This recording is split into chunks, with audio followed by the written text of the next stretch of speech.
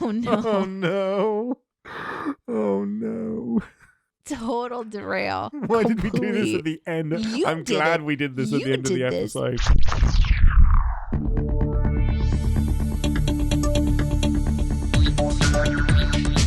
Captain's Pod, Stardate 144124.1. Welcome aboard the Starship's Enterprise, and thank you for joining us as we take a brief shore leave from the world of CinemaSins to explore the universe of Star Trek.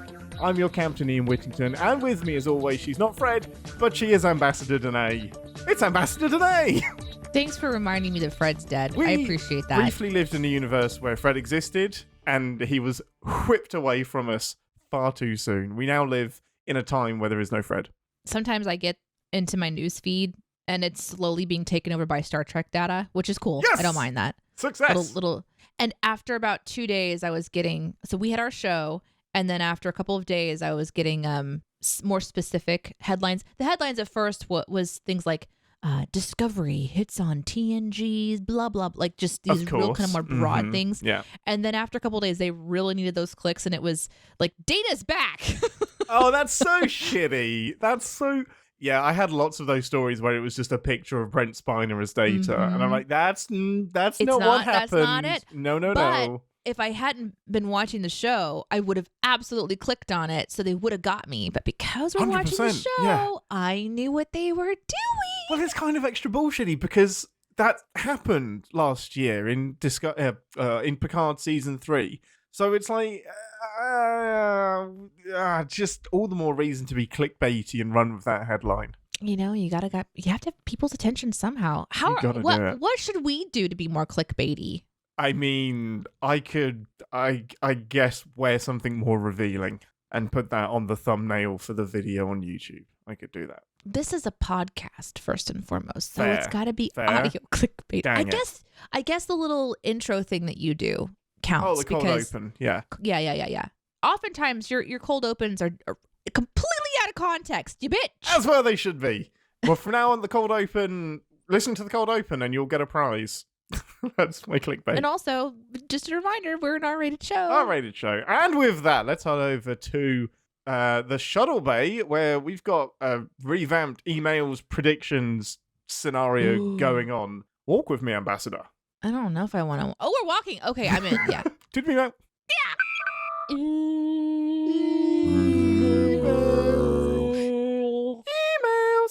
Okay, hailing frequencies open, everyone. It's time for us to read your emails from Discord, Twitter, and, well, email. Yes. I mean, we're in the shuttle bay reading email, and I just feel like the debriefing room is better, but then we use the debriefing room for after we watch the show. So can you remind me why we got... Yeah, okay, so wait, why are we here? Yeah, we should absolutely go to the observation lounge. Yeah, that's where we should do it. I never understand why we're in the shuttle bay when we're reading. Yeah, I think in my head, for some reason, the messages were being delivered via shuttle.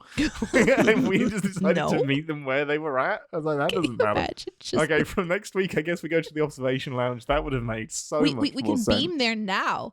No, I don't want to. Oh. So, first of all, we have an audio from friend of the show, I think biochemist Lodair, who has messaged before and is possibly the most qualified person that's ever messaged us scientifically. So Lodair has like a background in like biochemistry and science and stuff, and has lots of like qualifications after their name, which is incredible. I know how to read Wikipedia articles, so I'm equally qualified. No. Lodair has some thoughts which relate to last week's episode of Discovery and the episode of TNG that it refers back to. Hello Ian, hello Ambassador Deneé. I'm so glad that you two are enjoying Season 5 of Discovery. Discovery isn't my thing exactly, but I'm always glad when people are enjoying it because, in my opinion, that's the point of us having so many different Star Trek series. So there's something for everyone to enjoy. And I'm loving it that you two are enjoying it, especially Ambassador Deneé, who was plopped in the middle of it and still able to enjoy it. So I'm so glad about that. Still insane. For anybody that doesn't realise, Deneé has not seen a single episode of Discovery other than the very first episode, apparently, and this one. You're doing great. However, I have a saying, and it's a big scientific saying, That I suppose it's from the episode, the next generation episode that is mentioned, that is the driver of the season, I suppose. The thing is that that's not how evolution works. You can seed the same bits of DNA throughout several planets, but that does not mean that the results will always be the same, because evolution works in a combination of environmental factors with genetic factors. So yeah, it would result in different species, different looking species on every planet, depending on that planet's environment and the history of evolution as well. So yeah, that's bullshit basically. Even though there's something called parallel evolution here on Earth, that happens because we're all living basically the same environments or similar environments in the whole planet. So yeah, that wouldn't work in a multi-planetary scale. Not bullshit from Discovery, that's bullshit, or a science bullshit, or a science thing from the original TNG episode, The Chase, I suppose, I believe. But anyway, this science thing aside, I'm really glad that you two are enjoying Discovery, and I can't wait for you to review the rest of the season. I hope you two are okay. Live long and prosper.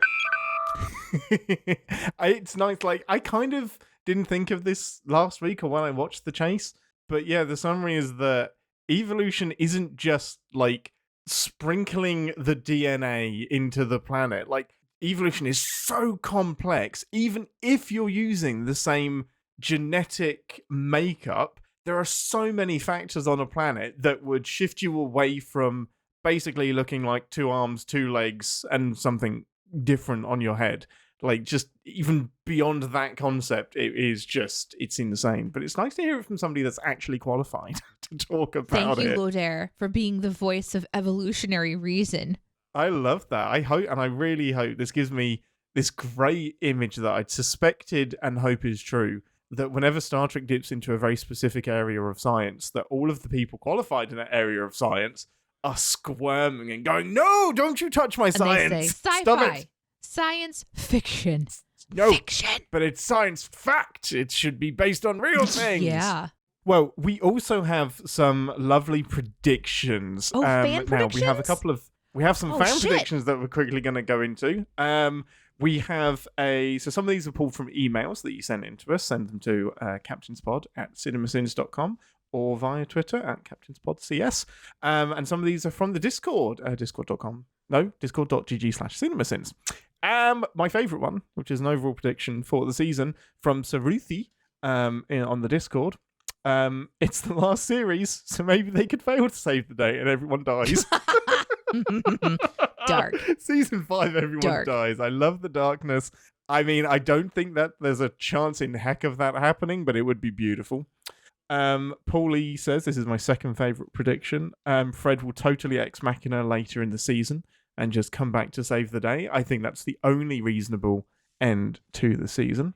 Nick has some specific predictions that I'm deciding not to talk about yet. These are also on the Discord because they're relating to, at the end of episode 2, there's a This Season on Discovery trailer that we didn't watch, and it has some like spoilers in it. So I don't want you to feel left out, Nick, but we're not doing those predictions because super duper spoily. We have some specific episode 3 predictions that come from Wandering Winder via email, because we're going to Trill, which is the place with like the symbionts and where Dax comes from and all of that situation.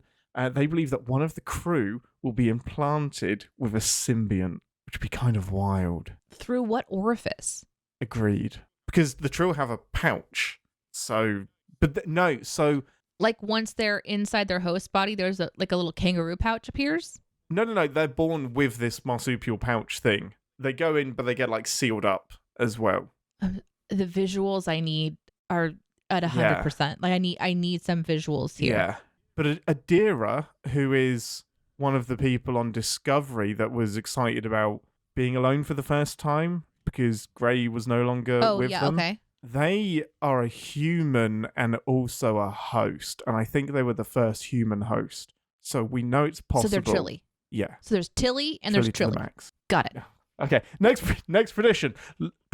Locke and Mol will catch up with the crew of the Discovery, leading to a small confrontation and then more running. I think that's fair. This will also be the cause of a disagreement between Michael Burnham and Captain Rayner, her new number one. There's going to be so many of those. I mean, they're going to argue about everything. Anything. A door opens and they will argue about it. There's going to be lots of conflict. C, a symbiont will have specific knowledge of something to do with the mystery from the time of the Romulan guy they're chasing directly. So because the symbionts can live for centuries through lots of hosts, they will have knowledge because they knew the Romulan guy.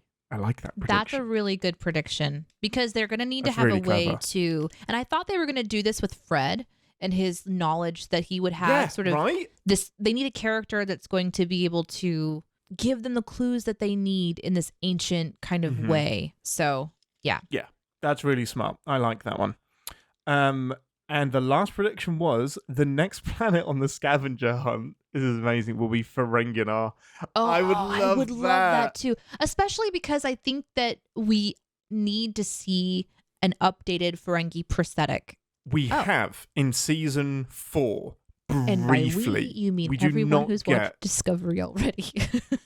We do not get a good shot of it, and we're pretty certain they're not just Ferengi. They look like a Ferengi something else hybrid. Trill. So, but everything is Trill. Trills just look human though. So I think this will be great. And to do like a scavenger hunt is a great excuse to do a kind of victory lap of the Alpha Quadrant and like visit some 32nd century versions of the aliens that we know and love. I think that's a great idea.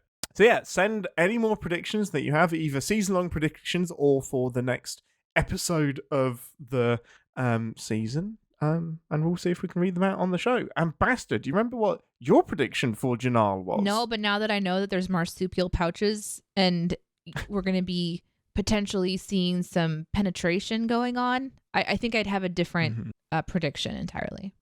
I agree, because your prediction was just Fred will return. That's what I want. That's all I want. Truly.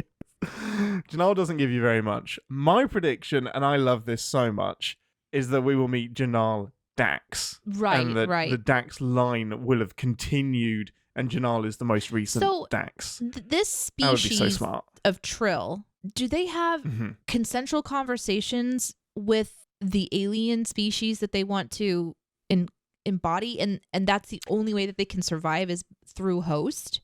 Yeah, so only a small percentage of Trill are able to host a symbiont on the planet. So, and it's a super huge honor. And you go through training and you're prepared. And if you're not like psychologically ready for it, you're rejected. You can be rejected from the symbiont program. So there's a human on the Discovery, which I'm now calling Trilly, and they went through symbiotic testing program to make sure that they can hear voices in their head. And like this happened in season 3. I'm just curious because is the idea that the symbiont is like, hey, pretty sure we need to go to the bathroom, and then the host is thinking, oh yeah, you're right, my bladder is full, thanks man, and then they like go to the bathroom, but like the host has to walk because the Trill is stuck in there in some sort of membrane form. Like, how does this fucking work? It's much less binary than that. They become, once the symbiont is inside the Trill, they become one person. So they become one personality. I'm so confused, and I'm getting angry at it. Like, I'm getting angry at the Trill, and I don't know why. So they become like a new person, essentially, which still holds all of the memories that the symbionts have of all of the people it has been, and some of those characteristics, but then they take on the characteristics of the new person that they're inside as well. What is step 1? Is this being a soup? Is it a tree? Is it a like? I think it's depicted as like a worm. It's a worm, like physical being. So step 1, we are worm. Yes. Step 2, worm sends email to human. Let's get together. Not human. So, okay, worm sends email to who? The Trill that are on this planet. So there are 2. Okay. Yeah, the Trill. Yeah. So the worm is the sentient being that wants to exist forever. Yep. Goes onto the dating site, finds a Trill. What does Yeah. Trill look like? Trill look like Jadzia. Humans with like the freckles on the face. So Jadzia is not carrying a host at that moment? She is, yeah. When we see her, Jadzia is holding Dax. What is that? What is that form called? A Trill. Okay. So she is a Trill. A Trill with, yeah, she is a Trill. A Trill with a symbiont. Jadzia is a Trill. Yes. But there's Trill minus worm, and then there's just Trill. There's Trill. Exactly. And she's Trill and symbionts. plus worm. Yes. She is Trill plus symbiont, yes, which is worm. I think they officially call it the Dax symbiont because each symbiont has its own name, and that's why the names merge. So Jadzia became Jadzia And by Dax. symbiont, you mean worm. Can we just call it a worm? We can Thank just call you. it worm. That's Okay. fine. So here's where I'm getting confused, I feel like. Jadzia, you said, had been like all these other people, but there was worm that has been all these other people. Correct. And was an other species, not Trill. No, they are all Trill. all Yeah, I think Trill. Adira is the first human. Everyone is Trill. Yeah, they're all Trill. Except for Discovery, where we have human. Suddenly we have a human First with a time host. it's happened? We don't know. Yeah, I think so. I So think it's not worm plus Klingon, worm plus whatever. It's always no, Trill. it's not. No, this is a Trill thing. Yes, correct. And then there's just this one black sheep worm that says, you know what? No, I'm going to go human. I can't remember. It happened in season 3. I cannot remember exactly why Probably it an happened. accident. It was probably like a last minute accident. Hey, we got to scoop up the worm and put it somewhere. No, because I think Adira went through some training. I can't. I don't want to It's speak fine. to it because it's a long time since I've seen season 3. Here's what you can do, listener. You can send me the synopsis. Just send it to me. Somebody will. Deneé at cinemasins.com. DENEE at cinema. Just tell me a little bit about, because this is exciting. Watch this episode be nothing about this at all. Yeah, probably. Yeah. No, it will be about Adira. The key thing is that whether you're human or not, How do you know What do it's you going to be mean? about deer? Oh, you've read something. because they're going to Trill. Oh. No, but they said at the end of the episode they're going to Trill. Okay. My prediction, now that we have all of that, is Oh that my we're going goodness, to uh-huh. see a big like container of worms, symbiont worms. Like we're going to see Mm-hmm. where they are before they become the Trilly people. The combo. Amazing. The Trill, Mhm. because they're Trill Yeah. without it. Before Trill they combine. plus. Yep. Mm-hmm. We're going to see Got it. Yep. We're going to see it. What I love is that we've seen it before, so I have so many answers for you. This is amazing. This is so great. Yeah, that's it. That's all for the I'm predictions this imagining week. it's very grubby.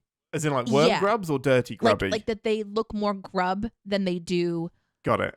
like a fishing worm. I don't want to spoil anything for you because I don't know what we Or get shown in tapeworm, this episode. for but example. we They're very much not that. They're kind of cute and chunky. Mm-hmm. Yes, that's a better description. Okay. I feel a responsibility on behalf of Star Trek fans, and I get very sad if I've done a poor job of explaining something because I imagine everyone at home is going, Ian, you're confusing the ambassador so badly. The worm lives forever if it's in a host body. Yes, and then the host body dies, it gets a new host because the worm is more important than the host because that carries centuries of memories. And the worm lives in a pouch. Basically, I'm yes. pretty clear on it, I think. Yeah. Okay, good. Yeah. With that, let's head over to the holodeck to watch episode 3, Jinaal, and we'll see you in 10 forward for a full debrief. Tutor, beam out.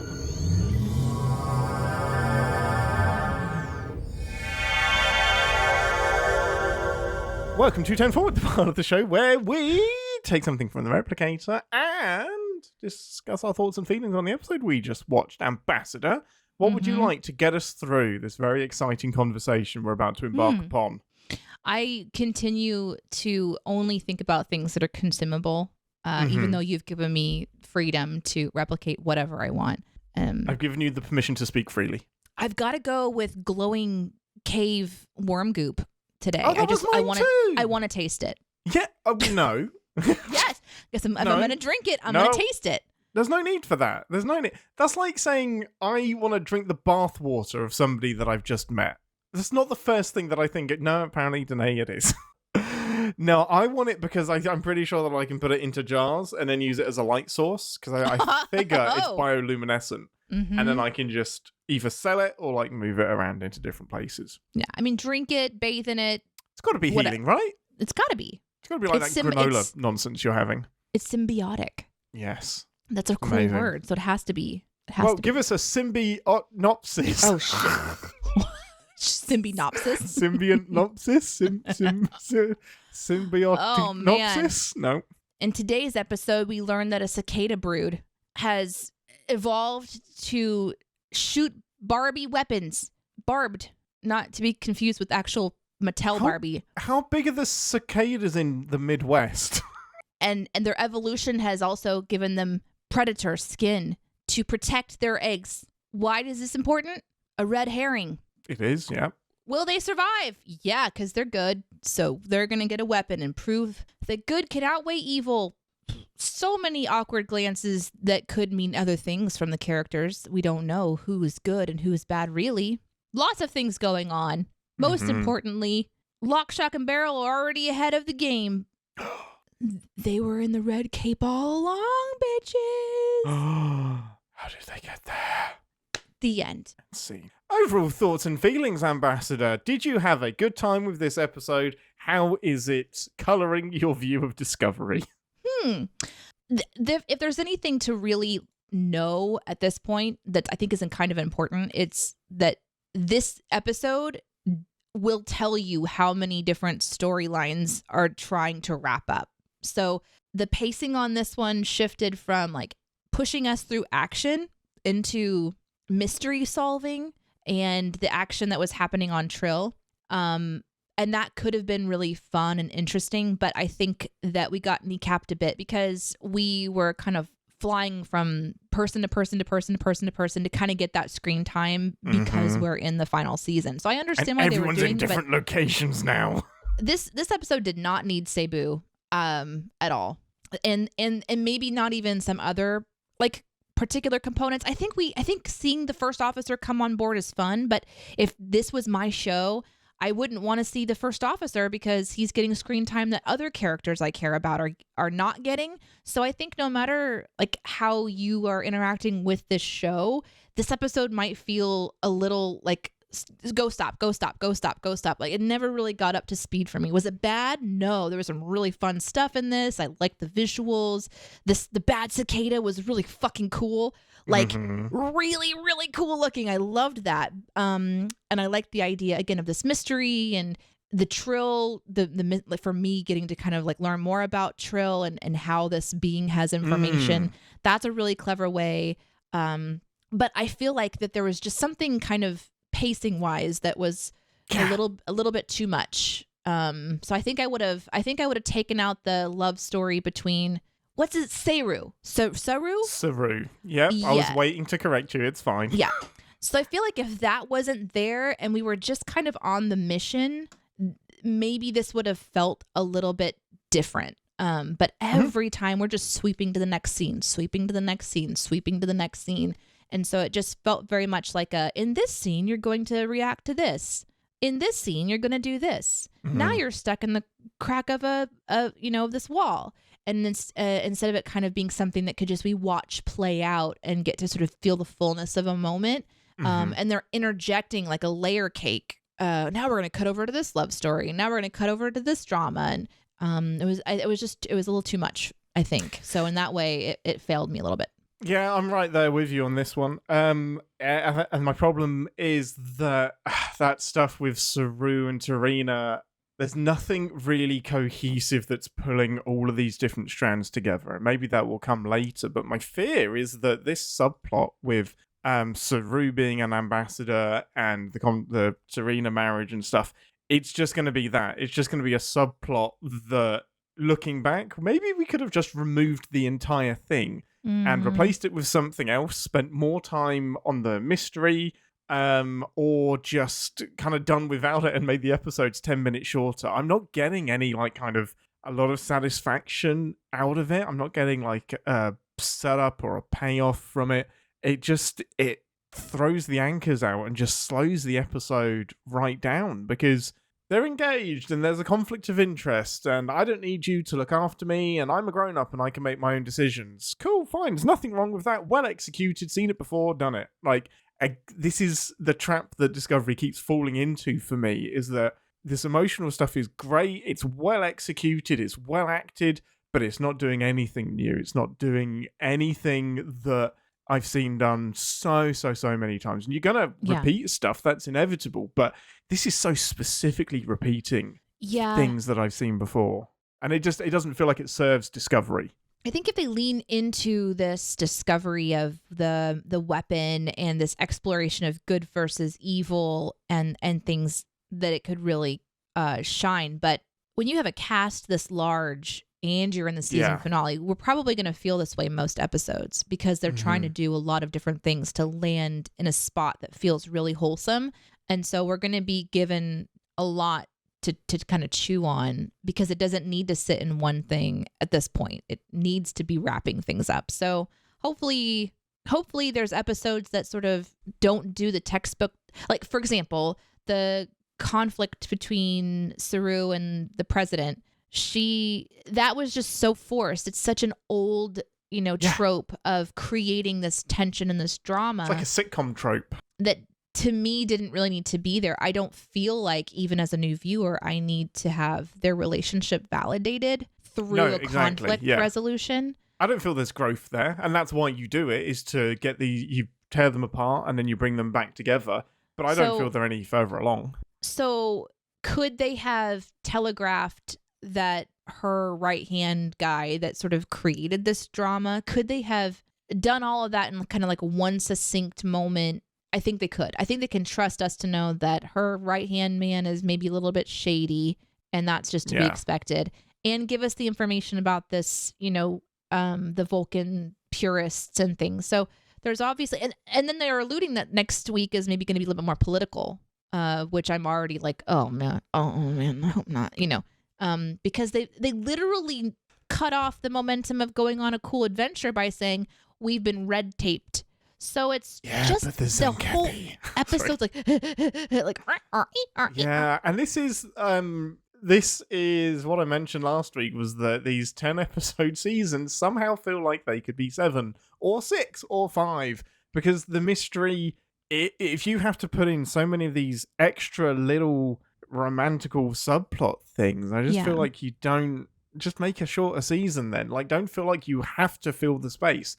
But what's frustrating to me is that you can absolutely fill the space as well. It doesn't have to be this. And the weird thing is that it is, like you said earlier, it's sidelining some of the crew. And they even say it out loud. Like, when Michael goes onto the bridge and starts naming everybody, she says, you'll get to see Detmer and Awaya Shakun later. Now, Detmer and Awaya Shakun have been there, I think, since episode 1. They are the two bridge crew that I'm most familiar with. And they're getting sidelined so that we can spend more time with characters that I'm just like, that's fine, whatever. But it's just such an interesting way to put it together. And this maybe will kick us off into our actual predictions, but I think it's clear that they want someone to die. And so rather than sacrifice someone that we like, they're bringing on the first officer to be that pony. I mean, to be that lamb, rather. I don't want we shouldn't sacrifice ponies. The saying is sacrificial lamb. Hello. Yeah, we should sacrifice lambs. That's absolutely fine. That's right. Mm-hmm. But it was, I mean, we're jumping all over the place a bit, but when Paul comes in and says, this technology can resurrect people from the dead. And I'm like, right, well, who died that we want to bring back? Who's going to die that we can bring back? I mean, I think the only person it won't work on is Fred. And that's the only person that I want to bring back. But the problem with this is that now I don't care if anybody dies, because then I know the mission is going to be, we have to find the weapon so that we can bring them back to life. That's definitely another prediction that we could think about too, is just the resurrection. Do you think that my prediction worked this week? I think it did. We didn't see the pile, but I think it works. I think I get a partial point. Your prediction was that we'll see a big container full of symbiont worms. I saw like a little crater of wormies. I feel like containers need a top. It needs a lid. No. I saw like a crater of wormies. I think it needs a lid. Definitely in a crater. There was definitely a worm. It wasn't a pile, though. I wanted to see a whole pile. Yeah, all of them. Oh, I was thinking more like a lab that has all of them on a wall. No, I was thinking like their OG spot, which we saw it. It was just way more like Spa Vacation Central rather than piles and piles of wormies. You get half a point. Thank you you. get half a point. You did pretty good. I think that's true. I think that's right. I think that's the right choice. I think I get 0.9 of a point, like really close, because my prediction was that Jinaal will be a person, and will not only be a person, but will be a Trill symbiont person. I just got it wrong that I wanted them to be Dax, and they weren't Dax. They were another very old symbiont, which makes sense for the way that they took this story, that Jinaal was part of this committee of scientists at the turn of the 2400s that was commissioned, 2390s, that was, no, 2380s. My apologies. What am I talking about, Deneé? Of course it's the 2380s. Of course, I knew that. And they were sent out to discover more about the progenitors. They did. It went sideways. It killed a man, and they lied about it. Yeah, kind of checks out, I guess. I know it feels like we're like jumping all over the place, but I mean, if you've watched the episode, you don't really need too much of a recap. But that's more of an accurate recap than the one that I gave. You know, in this episode, we really are looking at like they're going for that next clue. They meet this ancient Trill, and the host says, "We tired. We're ready. We've just been waiting for a long time." I've been waiting to die. And then there's a ritual that pops the consciousness of the wormy into our doctor man, our psychologist, our counselor. Yeah, doctor counselor. And that brings out this interesting worm character. And then they go on a walkabout, which is a trap to sort of test their true self. And we find out that the worm, I thought was going to be a bit more nefarious than he was. Like, or it was, there was a vibe that the acting was giving that was like, I'm setting you up. And that, of course, kind of came the deeper to. voice. Yeah. But I really enjoyed that the worm admits that it would have let them die if they were looking like they weren't great people. I really like the honesty that came with Jinaal. This almost like nothing to lose, which is very true. Is because the worm Jinaal, or is the person the Trill Jinaal? The worm is Bix. Bix. And when did we hear that? Just at the very end? No, it was towards the beginning of the episode. So Jinaal Bix is their full name. So it's like carrying on a family name. Bix continues with the new host. But they couldn't just get this information out of Bix and the new lady host. They had to pull it out of the person Jinaal, which is why they had to do that ceremony. Okay. Put Jinaal into another person. So Bix was feeling extra sassy. No, Jinaal. No, the worm inside the dude. When he went on his little wackabout, he got a new body and he went for his walk. He was feeling extra sassy. Bix isn't in Dr. Kolber. Jinaal is in Dr. Kolber. No. Yeah, Jinaal is. What the fuck are you talking about? Let's roll back. So each Trill, once they're joined, becomes their own personality. So when Jinaal died, Bix got passed on to a new person, became a new personality. Nope. I'm out. I'm done. That was confusing as fuck. Jinaal isn't a worm. Bix is a worm. Jinaal Bix is the combination of both of them. So Jinaal existed before, took the worm inside his body, became Jinaal Bix, a unique individual. The next person to have Bix is also a unique individual. And that's the lady named Jinaal. What? No. The lady is different. Who the fuck is the lady? The lady is the next host for Bix. What is her name? I can't remember her name. It doesn't matter. But the point is that Jinaal Bix kept the information about the progenitors secret inside them. So they had to be pulled back. Their personality had to be pulled out to deliver the clue because they were the scientists that had the knowledge. So it's very unusual. You don't usually see previous hosts manifest. It has happened in Deep Space Nine in facets. It's quite complicated. So our doctor dude, yes, received what in his fucking head? A personality. A personality download. Jinaal Bix. Jinaal Bix is the person, is the personality that was the scientist that went on this progenitor mission to find the weapon and found it. Okay. The mental gymnastics to try to follow any of this shit has it's hard. sent me into a rage. I am so mad right now because it's like, how am I supposed to understand any of that? Number one, but number two, why wouldn't the wormy just like zhuzh on over there? Well, apparently the worm isn't able to. Somehow Jinaal was able to keep the secret to themselves. So Jinaal, who was a Trill, has become super Jinaal and tucked his consciousness inside a fucking worm that can be pulled out later in a ritual if needed. Well, is that what you're telling me? Everyone does that. Every Trill that has a symbiont does that. So they tuck their memories inside the worm? Bix is the culmination of all of the Trills they've been joined with before as well. Same with Dax. And also they themselves. change each time. And themselves, exactly. Yeah. They're an ever evolving being with conflicting personalities. Yeah, it's complicated. That's why Dax can act so young, but also act like 500 years old. I don't even want to talk to you about the Adira and Grey thing, because I dug back into that during the break, and that's even more complicated. But suffice to say, they used to be joined as well. Well, that was kind of like hinted to. Like, we used to be together, literally. Yeah. Like, I just assumed that they meant sexually. No. So, Grey hosted a worm called Tal. Grey died in an accident. So the host died. Yep, the host died. Okay. The worm was then transferred to the worm named Tal died. The worm named Tal was transferred to Adira. Out of the pouch. Yep, out of the pouch into Adira.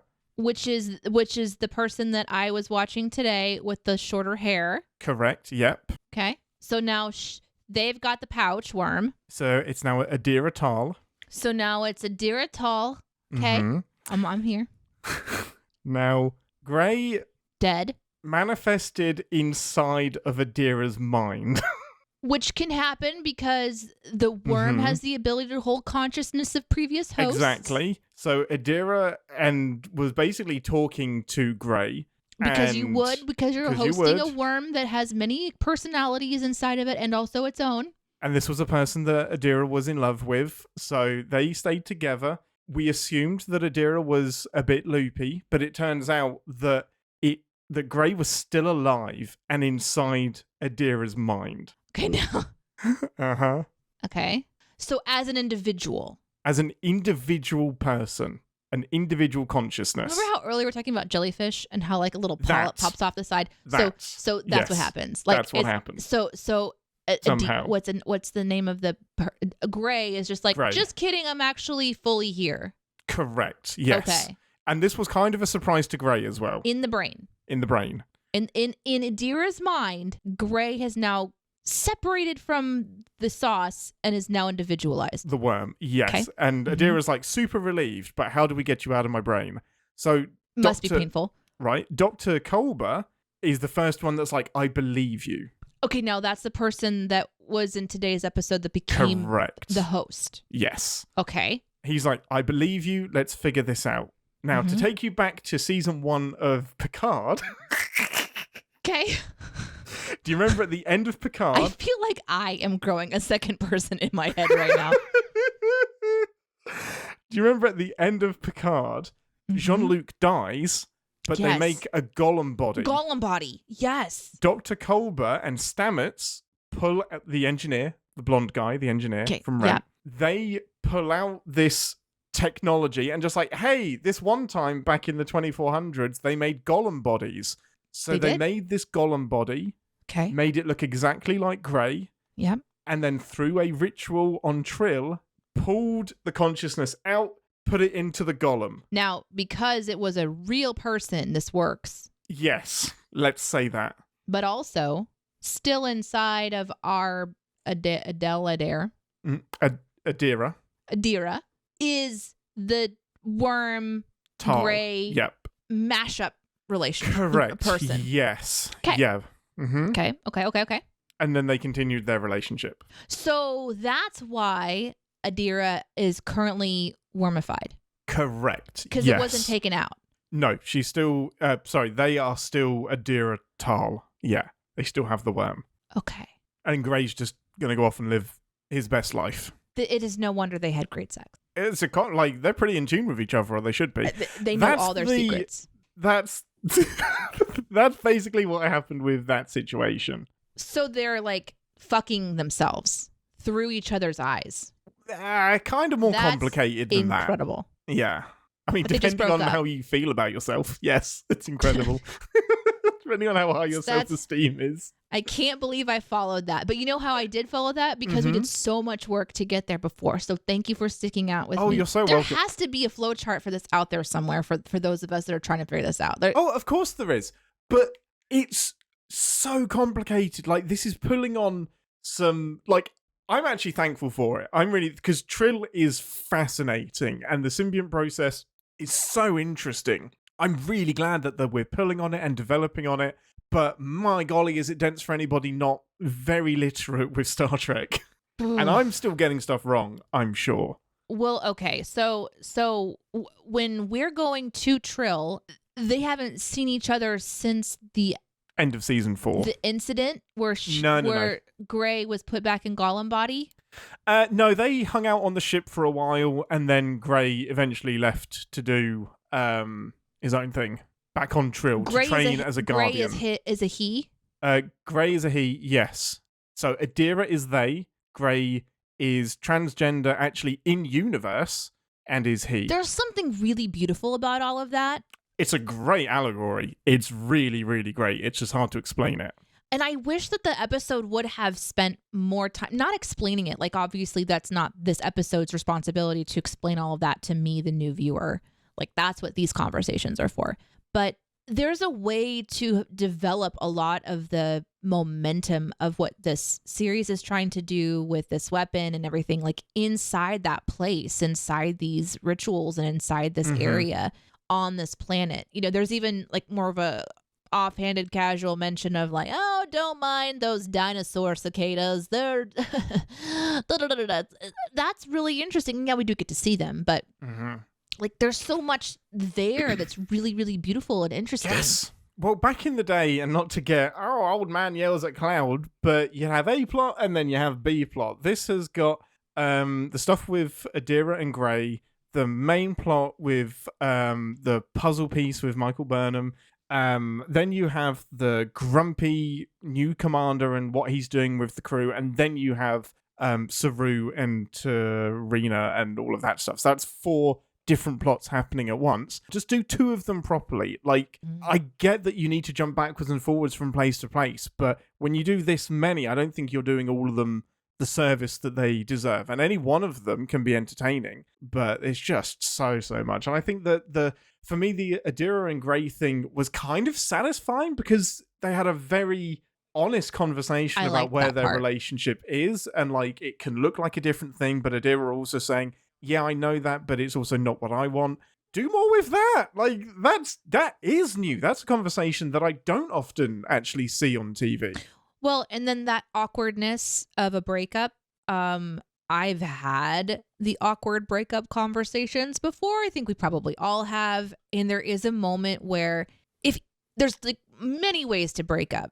And I think one of the ones we usually see in media is something bad has happened. It's pretty clear that someone was in the wrong. There's a blow up. It's like, you did this, and so it's resulting in this decision. But we don't usually get to see the awkward, real conversations that happen when you're not trying to break up on bad terms. You're just trying to call it what it is, that this isn't working and I kind of don't know how it's going to work. And rather than staying in the lingering state, let's just release this and kind of move on. Yeah, see what happens next. This was that. And I don't think they spent too long on it. I was more uncomfortable in the forced drama on the Saru side of things, but completely, I didn't mind it. And it was also like, are we going to try something different? And just that recognition of like, I don't really want to. I don't want to try something different. I think it's just time for us to care about each other in the best way that we know how, in this new kind of way, which I thought was a really healthy. I don't think that Discovery is doing like unhealthy relationship examples either, because I totally believe, for example, the first officer, which his name is Rayner, is doing like terrible things. because he's no, not. I agree with him. He's not wrong. The dynamic of a leadership, there's a leadership and then there's relationship, and there is such an interesting sort of, there's different ways of being a leader. Exactly. There's different ways to command the ship. You don't have to. And like, they will tell the second that you stop being genuine and true to like your instincts, they'll spot it a mile off. Like, there is this is the human thing of like, everyone needs to abide by these set rules and blah blah blah and morality and ethics, etc. But Rhaena, like, she's not even taking into account maybe his species culturally. Maybe this is how they lead. Maybe this is how they do things. Let me say, too, I paid more attention to the ears, and I see what you're saying. One side is definitely like more like up, like looks like a razor just cut it. The other side is like a little bit different. So now I know what you're talking about. I thought that he was like a war-torn thing and like something happened to him. But yeah, I think it's definitely more intentional. Ears. I was paying way more attention this time because I was and really it is way more important than what I was saying, that's for sure. Yeah, absolutely. That's why I wanted to just get that in there. But yeah, I found that incredibly frustrating because I was like, Rhaena's, let him be. Let him lead how he's going to lead. Yeah, and I think that he has that Shaw-esqueness, which we talked about when we were watching Picard. And if you guys were listening during our Picard seasons, we had like a love relationship with this character that was unapologetically by the books in a lot of ways. And I kind of get it. I love watching a character that just says, I'm not going to spend my time walking around a ship that I don't need to see. You can bring them to me. And he takes leadership in this different way. Now, is there going to be conflict between he and the captain about that? Potentially. But I'm also kind of curious how the Discovery writers are going to decide what we're spending time on. If they're going to spend last episode, I was hoping that we weren't going to see a lot of conflict. This episode, we saw none of that because they weren't on the same ship. So are they going to bring that coming, back around? I'm sure. That's probably deliberate because it's coming. But I really hope not, because hopefully she knows this about him, and he did make an effort. He did pull out the information he needed to pull out. Was he just repetitive and repeating it back to Tilly in a new way that said that he got to see some insight into these people's character? Yes, but that little montage of learning these random facts, that was brilliant for a lot of reasons. One, I don't want to spend the entire episode walking around trying to have fake conversations and a fake happy smile. This was way better. And I loved, like, in 20 words or less, tell me something about yourself. And there was that hit back to back of them giving like incredibly random facts about different things that they had done or seen. And I kind of wrote them down as they went because they were so funny. There was the ship nerd. There was the worst thing that was seen in sickbay, the bluff master at Tongo or whatever, learning that they reproduce asexually and they're raised by a community and laid 3 clutches. Like, that was so fucking funny. We know more about Saurians than we do humans. And now we know that it was a pet tribble that was neutered. That was brilliant. I'm so glad they brought that up. Brilliant. We talked about that. The show. Exactly. It was so funny. And then you've got Tig Notaro, which I can't wait to talk about her. But Tig saying, last time I did this, it gave me chips. Like, that was so funny. So great. And then the last person said something like, I'll just save my drag story for next time. And that was really drag racing, I think is what they said. Yeah. Although I was hoping it was a drag race story. Me too. I went straight to RuPaul on that one. Yep. But then that sets up this beautiful punch for Tilly, and she just lands that scene of telling him what she thinks, which leads to another conversation. And this is where I hope that the Discovery viewer that's used to this series isn't annoyed by his presence. I'm hoping that it amplifies sort of a different look around the crew, a different way for them to kind of like present themselves, their personality, what makes this ship crew unique. I'm loving it because he is my view into the ship. Like, as a new viewer, it's nice to see a character that's also new, because we kind of want someone to relate to, and I am going to be able to meet the crew through Shaw or Rayner. Rayner. No, I get it. I do. And I don't, it's completely within Tilly's character to teach a bit of empathy and to be the one that's more familiar with the crew and to be a bit protective as well. I'm just like, I hope Rayner doesn't feel obligated to change. Because I'm like, you do you, my friend. I think you lead how you lead. I think by the end, if he's still alive, he will join them at the table, and that will be the symbol. Because in this episode, he stays at the bar and watches them go off. And I think maybe by the end, he'll be like, "Oh, I can have more of a relationship." He'll warm up, or he'll be dead. I think that what I hope the show does is that it shows his care and loyalty in a different way. So it's like, I won't sit at the table with you, like Captain Picard.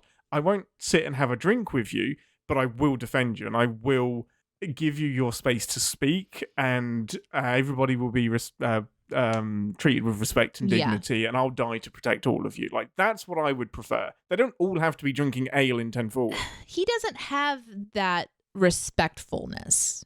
I didn't really feel like Rayner has that, because he's cutting them off and giving them such little time. But there is that balance of like Picard, where he would give them the time of day. Rayner is work-minded and kind of by the books. Like, the way that Rayner seems to be serving these people is to constantly be trying to solve this puzzle in his head. Yeah. And the interesting thing is that the show is telling him through the characters coming into these real quick little scenes. It's so smart. We saw that he's like, so-and-so and so-and-so just arrived at such and such section. Like, lock, shock, and barrel, they've arrived at Lyric. Wherever, yeah. I can't believe you remembered that. That was amazing. And the person that is walking in the room on that particular scene, which it might have been with the rent guy when he was excited about like the discovery of this, the weapon, and kind of learning about everything through like the Romulan scan of that weapon. In that moment, a quick mention from, I think Tilly says, "Yeah, I know that already because so-and-so told me." Yes. So it's letting us know that this character, his worth and his value is he's learning where he's actually needed, because he's been told you don't need to do this, but he has to figure that out himself. He's got to be proactive. Yeah, he's a doer. And if they're going to give him the character growth, that episode is honestly all I need. I don't need to see him continuing to learn that they're very efficient and they already know these things. I need him to figure out how he's going to serve. How is he going to justify that he's spending his time basically doing the work that someone else is doing, which is what he's already been told. So I'm really curious where they're going to take this particular character. The rest of them, I hope that those who are watching it and have been watching are excited to see where they're going. But like for me, getting to see the fish guy a little bit more was really delightful. And I got to see some really interesting characters, like, oh yeah, Linus.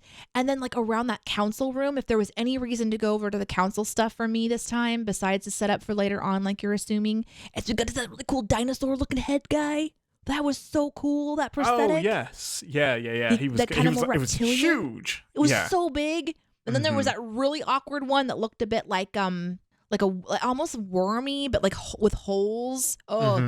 There's some really cool prosthetics in the show. Considering they're not on screen very much, like the prosthetic work is incredible. Even the Ferengi that we just get a passing shot of, I'm like, you spent so much time getting into that Ferengi outfit, and you're just like, here's your drink.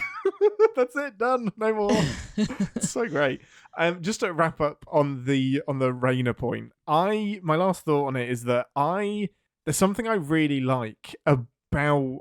And I feel like this is where Rayner is going, is that I don't need to know your hobbies. I don't need to know anything about you to work with you and to respect you. Like, there's a little bit of it that's almost insulting, whereas like, I'll care about you more if I know what your hobbies are.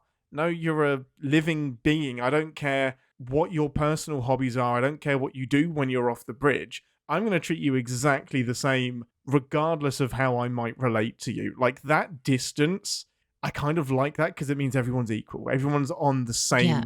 Nobody, because what if one of them accidentally has the same favorite author as him? Like, he wants to avoid unconscious bias. I like that leadership style. Feels like it's a way of avoiding connection and bias so that he can serve everybody equally, is my instinct. I really hope he uses the information. For example, everything that he's learned about these individuals, if there's a moment in this series end where he needs to encourage them that they can do their jobs or that they're going to rise to the occasion, he's the kind of person that'll hold that little bit of information in his mind and say, you can do this. Even your neuter Tribble believes in you. These kind He's of. got a spreadsheet that actually he plugs all of this information into. He's a great networker. I hope the crew comes to appreciate that every kind of style has a place. But I'm digging that character. I think that they did a really good job. The sets continue to be really, really beautiful. Even though the pacing was start and stop for me, this did its job. We felt like we were ahead of the bad guys, but then we found out that we're not. How'd you feel about that? Nice little twist ending. I liked that. I was thinking, it's so funny when Gray was doing the narration wrap up of the feelings, which happens at the end of a lot of Discovery episodes. It was like, did you know what this episode was about? It's about this, and now I'm going to tell you what the episode is about. And that's usually Michael Burnham doing a log, Tilly doing a log. And I tell you, thank you for spoon feeding me the moral of this episode. Thank you so much. So I was thinking that, man, another show, there would be like some turn that happens at the end here and something to get us a little bit more hooked. So I love that Mole turns up and she's there the whole time. And she was the whole time. In on the game. I don't know if she was there the whole time. Hell yeah, she was. How they got did there she first. get there unknown? Sneaky people. They're hanging out in the polarity of the planet and snuck down through a spatial cluster. I don't know. I know the show is probably not going to go back and tell us. I hope that they do in a way, because that to me is a real big question mark. Like when they entered that planet's atmosphere and attempted to kind of even beam down or do anything respectfully, like they were completely denied. So they did say that it's a huge planet. So there's a chance that they were able, like you said, to sneak in somehow. And they do have a lot of interesting tech that they can use to cloak and various things. So great, they get down. But Maul was also down there in costume around people who are all in this Trill cult together, and no one noticed that she. Well, it looks like very cult-like, like the robes and stuff. And there's lots of candles. I mean, that's a clear indication that you're in a cult if you walk into a cave that's completely lit by candles. Like you're in it. Yeah, I take it back.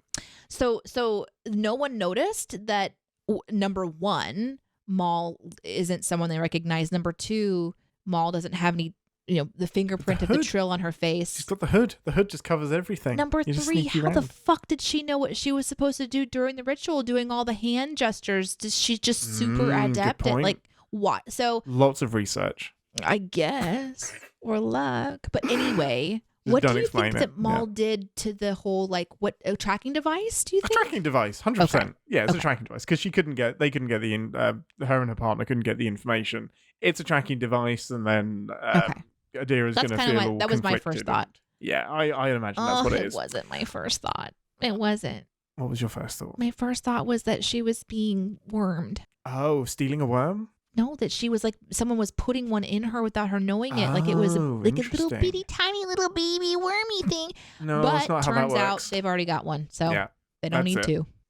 You got very, very excited, and I can't believe I didn't mention this last week. Actually, I can, because she didn't turn up. But Jet Reno, a.k.a. Tig Notaro, comes in. I love Tig Notaro. You were so excited. I got so excited. So I was listening to Professor Blastoff, which back in the day was a podcast that she did with an incredible cast. And I just happened to be listening to it when she was talking about her comedy that she released when she had cancer.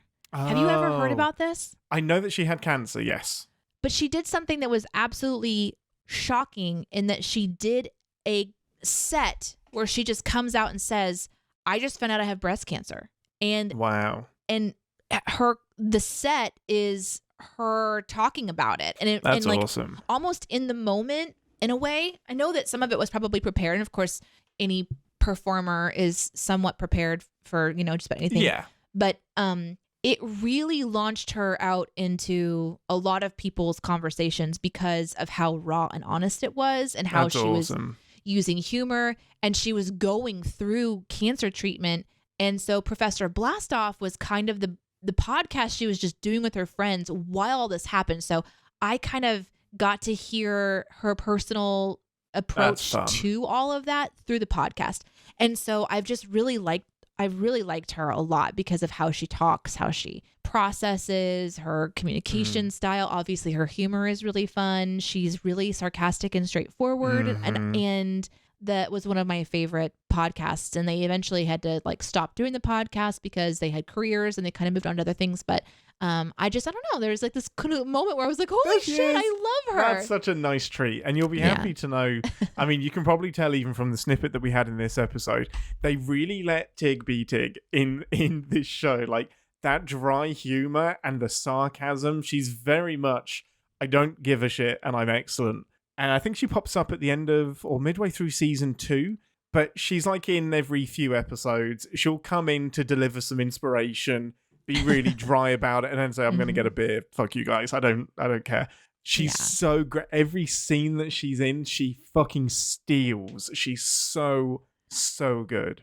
Well, I went from Professor Blastoff, that like those episodes of her exploring and talking about all this, straight over to that comedy special. I would highly recommend it for anybody, but especially if you yourself are going through something that's really traumatic.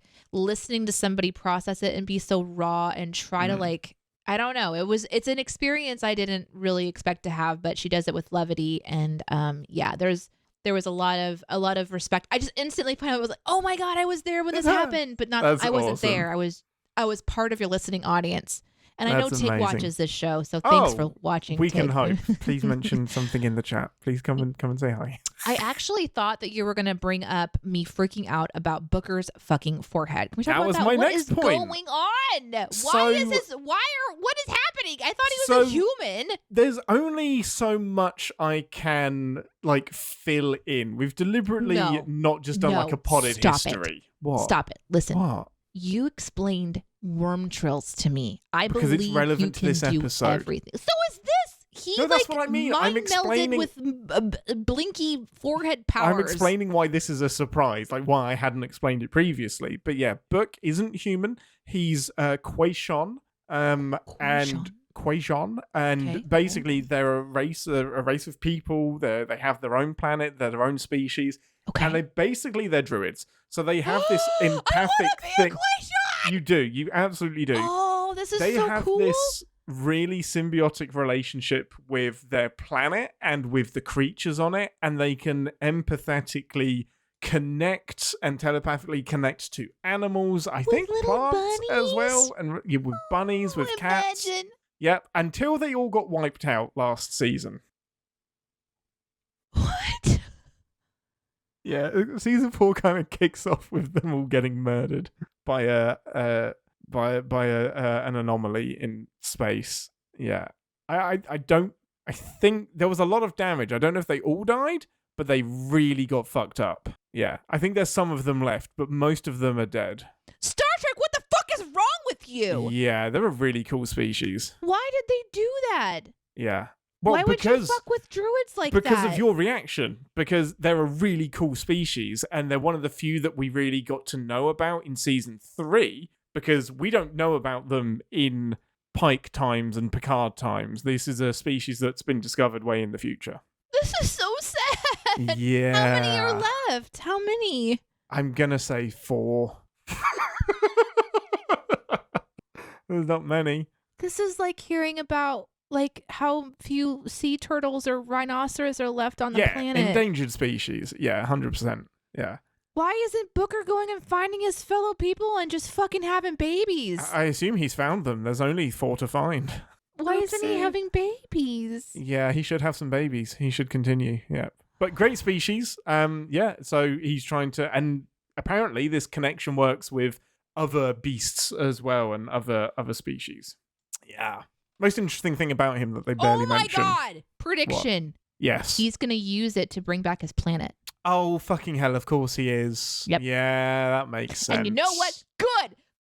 Because Yeah, the bring droids back should come space back. droids! I just found out about them. They have to be. I just told you about them, killed them, and then you brought them back. Yes! Yeah, that's gonna happen. Yes! So I'm guessing Cool you liked that discovery! power. You liked it. Woo! Well, this has been a great show, everybody. It's amazing. I do have to say, I love the big waspy, cokey creatures. They were Cicadas. so fucking cool. Really, really cool alien design. Love that. Love it. So we had a couple more callbacks. We had a Dominion War callback, which explains why Jinaal was reluctant to share this with the Federation because he was worried that while the galaxy was at war, that it would be used for inconceivable means. And essentially, yes, I think the Federation would have used it for to wipe out the enemy. What a bunch so I think of he made the dicks. right call. Yeah. The ritual itself, which puts Jinaal into Dr. Kolber. No. Yes. Jinaal worm. Jinaal Bix, correct. Fair. That's fair. Yeah. Stop making End this the more confusing personality. for me. Yep, sorry. That's used in an episode of Deep Space Nine called Facets, which is really cool because all of Dax's previous personalities and hosts are put into the crew. So one goes into Cisco, one goes into Kira, one goes into O'Brien, one goes into Bashir. It's a great episode. I love it. So I have. We'll talk about Trill later. Can we after the show is over, just talk about this because I have so many questions. Do it. Okay. I mean, I'll ask him now. People probably want to hear it. So, how long can this go on? How many personalities can fit into a worm? Well, it gets complicated. Yeah. There isn't we don't know. So we found out in this episode that Adira said that it was the 800 years old was very old, but not unheard of. So the upper limit appears to be however many you can fit into 800 years. Now, you could live for 100 years, because I think they have the individual Trill have a similar lifespan to humans, but it can be cut short by an accident, and then the symbiont, the worm, is the thing that can survive. So around about 800 years. Next question. Can the worm survive if it's thrown back into the magical pool? Or can it just go on the carpet and not get bogged down and grow shag? So it can't survive outside of a host unless it's in the pool or immediately transferred to another host. Okay. So it is limited by drying out, essentially. Essentially, yeah. And sometimes you have to go through all of this training and psychological evaluations, and sometimes it sends them loopy. One of the Dax personalities ended up being a murderer, and then they buried that personality inside of them so that the future hosts couldn't remember being a murderer. Okay, so then if they can do that, why wouldn't they just keep going and then just bury the ones? Kind of like whenever you get, you collect a pair of shoes over the course of your lifetime and you just you know what, I don't use all of these, and you just have to get rid of them. And sure, there's nostalgia involved. Sure, you remember all the places you walked in those particular pair of shoes, but you know what? You only have so much room, so it's time to go old sneakers. What, and go into one of its older hosts? No, just bury it. Why don't I just bury it? Bury the Then worm? just stay alive even longer. You don't go cuckoo bananas because that personality has now been archived. But they did, yeah. Well, I'm just saying, why not keep doing that? And then Because that's the beauty. No, it's not that's the 8 beauty to 10 of generations. Are you kidding? No, Then you're just like everyone else. You're like a worm. You just want to live forever. Yeah, the incredible thing is that you have the best of everybody. You have pick of the crop. So then you've got a Deneé, right? And then you've got an Ian, and then eventually you only have so much RAM. You've got only so much memory, so you're gonna archive one of us. Which one? I don't know. Probably me. The one with the most chaos. Yeah, the only reason Ian can't survive is because there's too much Deneé. That's amazing. So there was one other callback, which was at the end of the episode, which made me very happy. They are heading off to see the Zenkethi.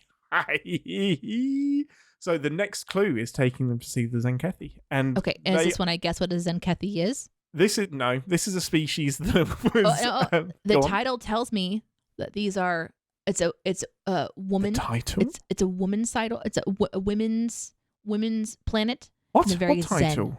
They're Zen. Because they're Zenkathis. Women are more Zen than men? No, it's just Zenkathis. They're Kathy. Oh, Kathys. They're all called Kathy. Yeah.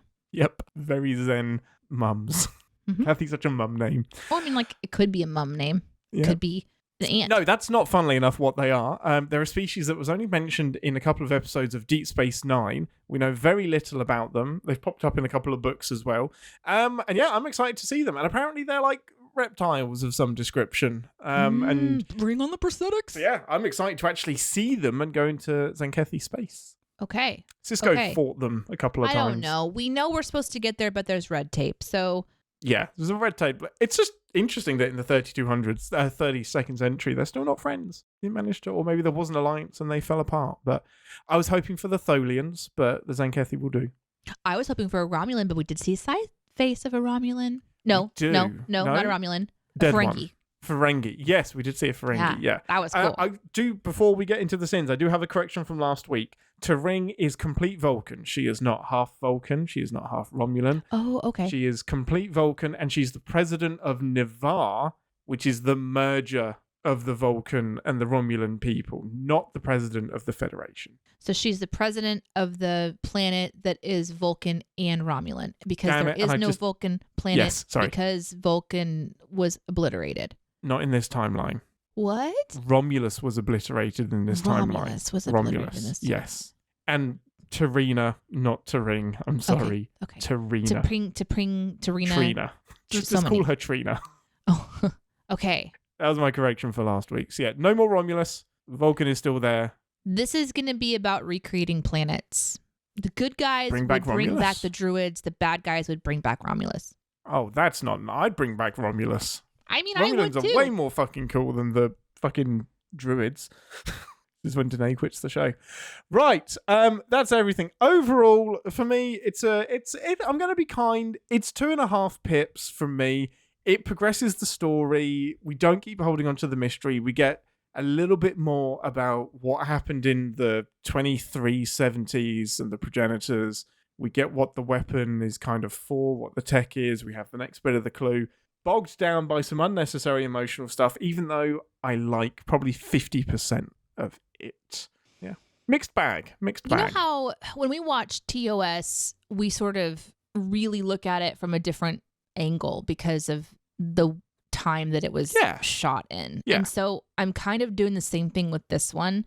Mm-hmm. And I'm taking into account that they're really attempting to touch on, keep alive, wrap up so much. So they're really doing a lot of heavy lifting. I don't think that's an easy thing to do as a writer or a producer. It is a beautiful show. Everyone is acting well. I love the costuming. Yeah, the costuming and the sets and the CGI is just so fun to watch. Mm-hmm. I think it feels clunky because it's a big show. Yeah. The big ding for me is going to be how they're weaving the pieces together. It's almost like every time we go to commercial break, when someone comes back, we want to see a little bit of every story. Like the idea is that they want to, during this commercial break, we want to make sure we hit on every single story. So we're going to cut to all these different kind of components. And I think that is my biggest problem. I feel like if it had been put together in more of like a short story form, where we're just kind of like staying with certain aspects and getting into the feel of it a little bit more, I'd like it more. Yeah.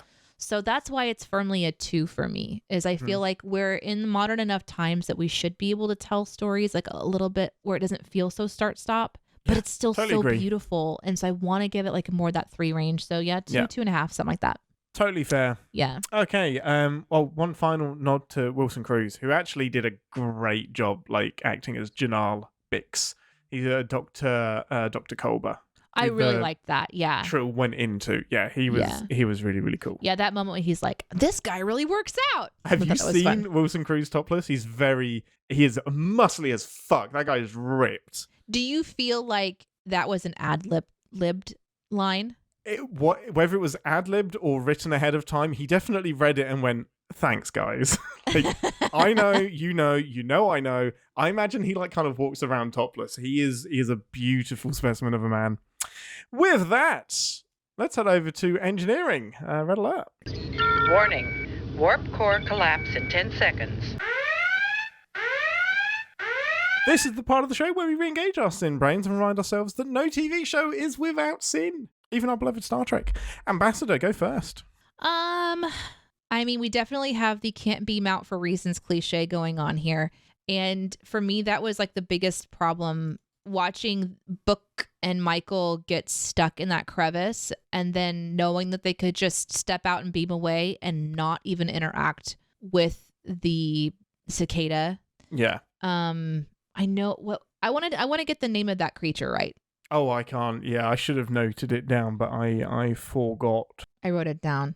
An Edgernock, I think it's called. An Edgernock? I think that's what it was, yeah. It's amazing. I really I was really annoyed by that. Now, having watched the episode, I know it's because they needed to communicate and prove their worth. But in a real situation, you would just get the fuck out of there. You would step out of the crevice, tap your little badgy badge, and get the fuck out of there. My how this should have gone is that when Jinaal says we need to do this in the morning, they leave with him. Because I'm like, what's the rush? Just do it in the morning. Just do it in the morning. That's another sin for that moment for me, too. He clearly knows that shit's going down right now. Let's come back in the morning. Like, that's fine. You don't need to force your hand right now, other than you do, because you have to prove your worth, which you don't know that you have to do. Yeah, that was kind of crazy to me. And ordinarily, I'll give the transporters a pass because, just for the writer's sake, yes, in theory, they never have to walk anywhere. They don't have to run. They can just pop, pop, think about it and go that way. But you rescind your free pass, your get out of jail free card, when you tactically use them in a fight, like we saw Booker do it. He's thinking about it. He's like, okay, I'll pop over here and I'll distract them. Then I'll jump off this rock, I'll run, tap, tap, and then grab it. Now I have to ask, when you got impaled in the leg, why Burnham didn't tap you away then? Like, why aren't you using this more? Because I've seen you do it now. I know that you don't mind doing it. I know this isn't a power drain issue. I know it's not because you're all very health conscious. It's purely because you needed them to be stuck. Like, that's when you open yourself up to the sin. Using a thing and then suddenly not using it. But then how you just think your location? Because if that's Fuck true... knows. Oh, No we idea. don't know. I Okay, have okay. no idea. I Because- guess they're looking and then just thinking like that way. Or it's 'Cause, like yeah, the there's chorus no- fruit that we found in Minecraft. It just pops you anywhere, like fucking... You could be You anywhere. could be underground. That's right. We don't know. Yeah. I was curious about that because I understand that this consciousness inside of the Doctor wants to take a walk, Mhm. and we understand now that it's because there's a development to the building of the psychological test Yeah. of their worth and their goodness. So like there's a reason for this walk, right? And it's very ominous and it's very clear that something is going to happen. Yeah. But if they know that they have a way to I almost said teleport. I'll just say Fine, I'll let you have it. zip from one place Yep. to another by thought, then they should have said in that moment, we have the technology, just think it and you'll go there. But I guess since the show isn't telling us that, that's just another sin, you know? Yeah, super sinful. Just, I don't know Super how sinful. it works, unless it's telepathic. It just has to be. I think it's your turn now. Is 500 million square kilometers like as big as... It's Because the same size as Earth. Okay. Earth is also 500 kilometers, 500,000 square kilometers. It does feel like that's a lot. And Earth is pretty big. Planets are big. You know, Yeah. Earth is big. But it's not like, it's also M-class, which usually puts you in a range of size based on like density and whatnot. But it did feel weird that they pointed it out as being large, where I was like, oh wow, maybe Trill is way bigger than, oh no, it's the same size as Earth. So I think they're just saying that in general, this is a lot of space to be searching. So interesting. Which is true.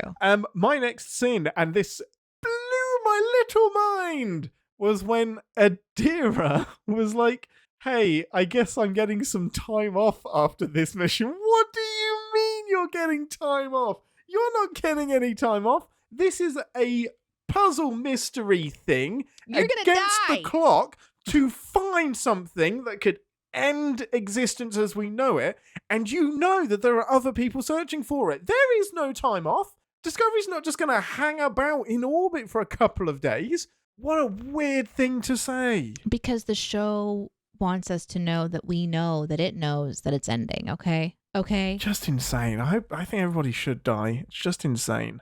I want to give a send-off for this one shot of Saru walking after he's pissed off his soon-to-be wife. He's walking down the hallway towards her.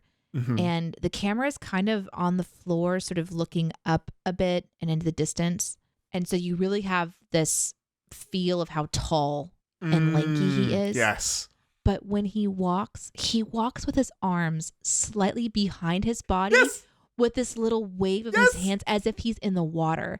It's amazing. So fun. It was just this little bit of character work that I so appreciate, because those little details just give you an information about his aquaticness or something. Like, it was really fucking cool. Anyway, I am so glad perfect. you mentioned that, because that has been consistent from day one. And I think this is a choice that Doug Jones made. Like, I wouldn't be surprised, because it's just incredible. Just the way that Kelpians walk. it's Kelpians. It's just like this. It's like so cute. Well, but you can tell he's walking upright, but there's just part of him that's still so limber. Oh, I loved it. It's so great. Just the hand wave behind him is so, and it's always there. And It's behind him. Yeah. the hand wave just behind his little butt, like his little paddling. How cool So that the great. show gave a moment to watch you walk and just to give that character a little detail. Yeah. I just love that so it's much. so good. And the way that he has his hands kind of like when he's explaining something and he's being sincere, his hands are like on his chest. Like when Tarina calls him out, his hands are just like on his belly, and that's like kind of the stance he has when he's like, "Oh, I fucked up." I know he was so he great. was like a puppy that got corrected. Yes. Oh, Saru is a gift. I'm gonna go from that amazing sin removal into something that just pisses me off. Let's go on 3. Okay, but when you mean 3, do you mean on 3 or 3 and then go? Can we stop with that joke? It's its own cliche. It's not funny. Even if you call back to it with your removing the barb out of his leg thing, we've done it. The on 3 joke has been done. It needs to die. There are certain jokes when we're writing CinemaSins videos that we're like, let's put a pause on that for a year or 5, and then we'll come back to it. Stop it. It has been done. TV shows are not allowed to do the on 3 joke anymore. Wow. Ever. There you go. Until I say otherwise. That was good. So, Jinaal set this part of the puzzle up 800 years ago because the lady has been waiting. The lady that currently has Bix has been waiting. So it's not like Jinaal is popping in every week or so, which means that 800 years ago, he set up the little like symbol on the rock next to the nest. Isn't it lucky that after 800 years, the cloaky birds are still laying their eggs there? That they came when eggs had been laid, unless they're laying eggs every day. It's after... Okay, fine, not impossible. But if I'm setting up a plan that has to last centuries, I'm not doing it like this, because what if somebody starts to build houses over that nest? What if it gets nuked? What if the birds just fuck off and aren't there anymore? What if the birds are all killed? What if they don't last? It is insane to me that this plan works and that this puzzle works. Even the fact that it's just underneath this rock thing. I was like, a breeze would have knocked that over. Like, is Trill really like geologically stable that nothing ever like happens or moves? Just what I would have given that 6 months at best before being stumbled upon. Yeah. So unlikely. No, I don't think you're wrong, especially with the whole like egg thing. Unless they're laying eggs every week. Yeah. And this is just an ongoing I just wouldn't bank part on of it. how the cicadas work. Yeah. This particular reptile, because it was very reptilian, they had like the eggs. Yeah. So this creature is constantly in life cycle, and it's not like a seasonal thing. Because usually it's a seasonal thing. You know, sea turtles return to the very beach they were born on because they had that internal piloting system by the magnetic system of the Earth somehow. Like, Yep. Salmon pretty doing awesome. the same thing. But they don't do it all the time. Mm-hmm. So yeah. Mm-hmm. Very interesting.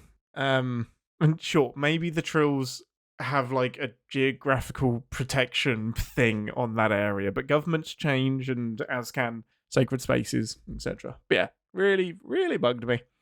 I only had one more that was kind of like glaring to me. Okay. It was apparently when the scientists got killed by the technology from the progenitors. And the other scientists went back to the Federation and said, yep, shit out of luck, sorry. And the Federation was just like, okay, I guess we'll stop now. Like, they believed them and didn't do any further research. They were just like, the scientists came back and was like, didn't find anything. Sorry, guys. Guess you'll just have to not keep looking. And they did for 800 years. And please don't ask where Frank is. Right? Don't ask what happened to him. Mysteriously disappeared.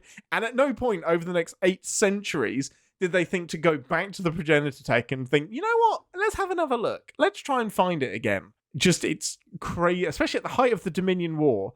If I was the Federation, I'd have been like, nah, y'all are full of shit. We're going to send someone else to find it before the Klingons or the Romulans or the Dominion find it. Well, with that, Ambassador, let's head over to the Ready Room and do a few predictions for next week. Welcome to the Captain's Ready Room, where we hear our predictions for the rest of the season and bask in our Q-like glory if anything we've predicted has come true.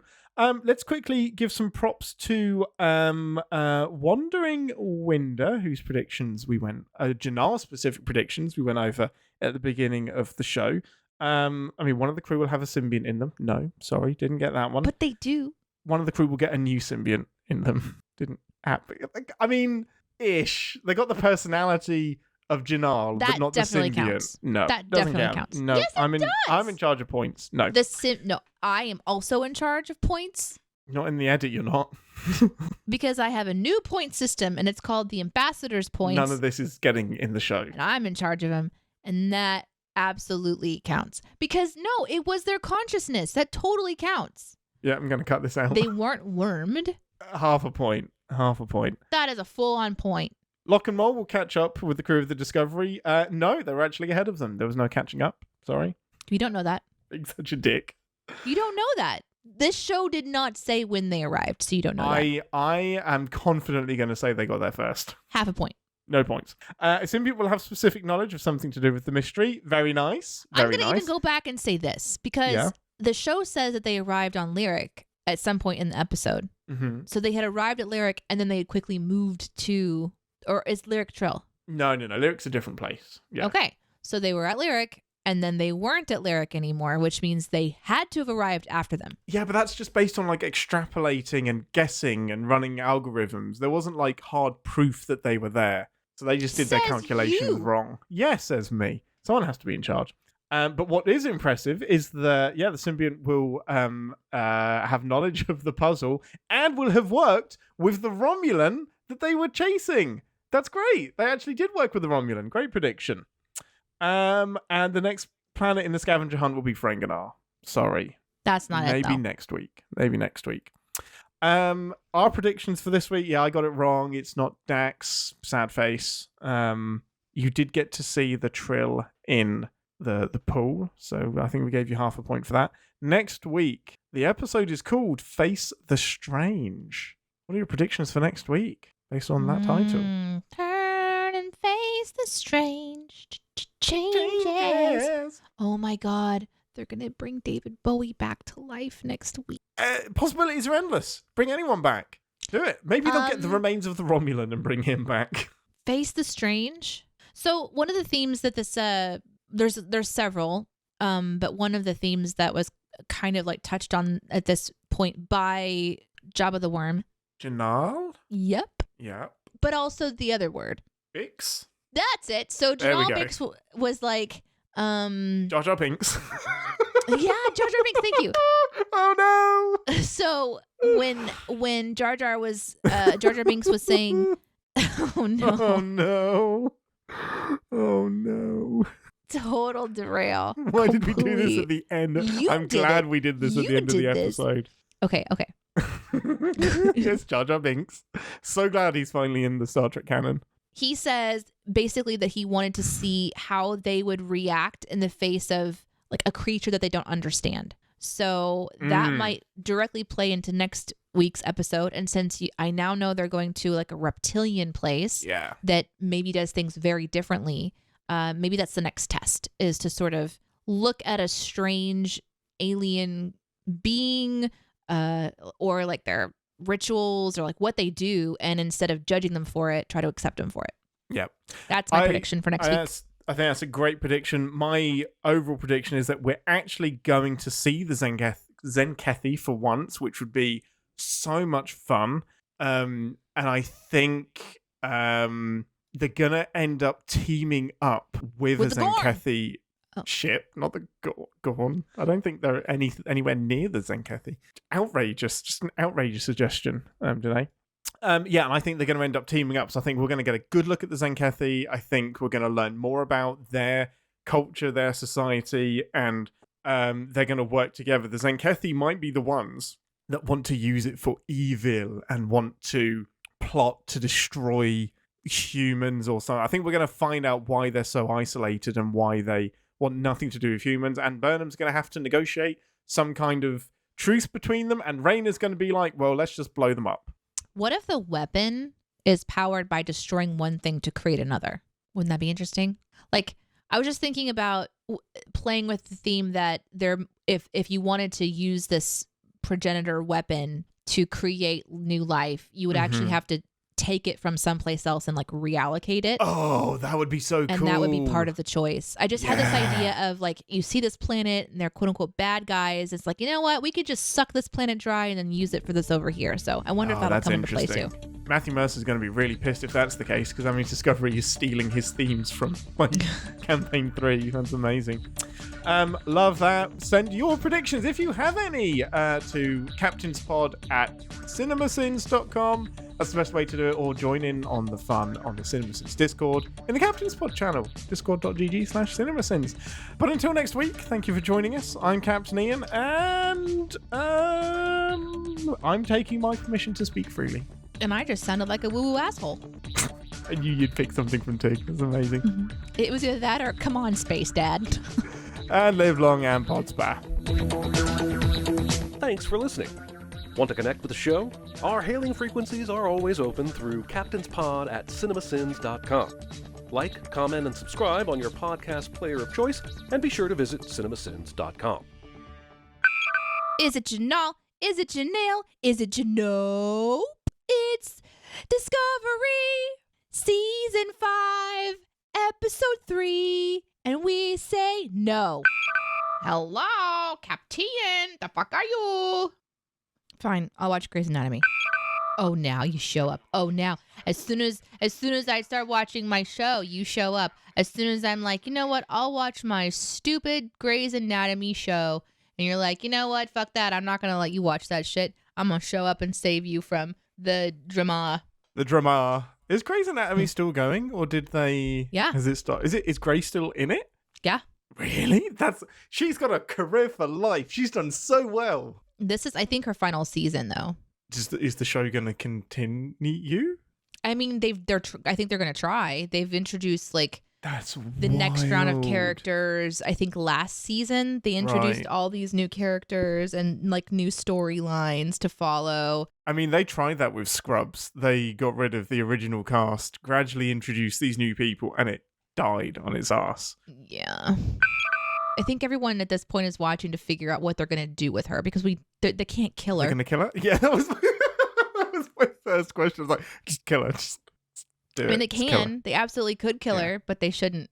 They shouldn't kill her, but they might. Have they had shouldn't. like close calls, like where they've almost killed her? We should just do a Grey's Anatomy podcast. You mean like early on? Yeah, kind of. I mean, okay, let me say this. What I watched was me going, oh, they might kill her this episode. Like, she tried to like drown herself. Oh, shit.